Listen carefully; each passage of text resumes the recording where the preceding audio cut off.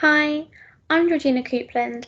I'm an assistant psychologist working for the LD community team in Lowestoft for Norfolk and Suffolk Foundation Trust. In this video, I'm going to talk to you a little bit about the components of psychological first aid. So there are three basic action principles of psychological first aid, and these are look, listen, and link.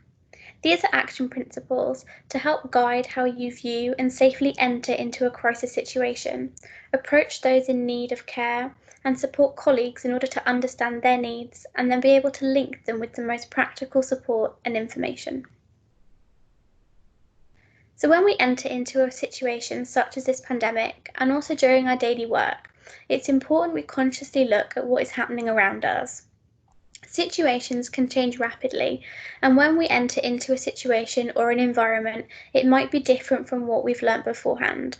Therefore, it's really important that we take the time, even if it's just a few moments, to look around before carrying out any care or support to others.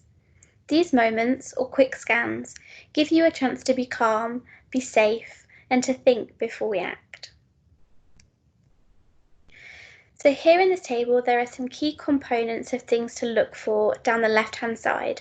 And across the top, there are some questions to consider and then some important messages to bear in mind as you look around your environment. The questions posed are usually snap judgments that we make, and some of these we do subconsciously. But the way in which we answer these questions based on what we see around us determines then how we care for each other. I just want to bring your attention to the distress reactions on the bottom left.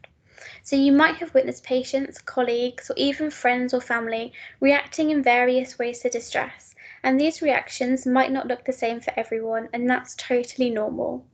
You might see patients and colleagues suffering from anxiety, irritability, becoming withdrawn, or physical symptoms such as a loss of appetite. Strong emotions like these can be adaptive, and our body reacts in this way in order to protect us. These strong emotions can ensure that we carry on with our job for as long as we need to keep going. The second principle is listen.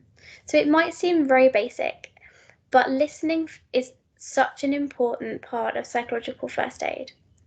Listening properly to others is essential in understanding their situation and their needs, but also to help them to feel calm and to be able to offer the most appropriate help.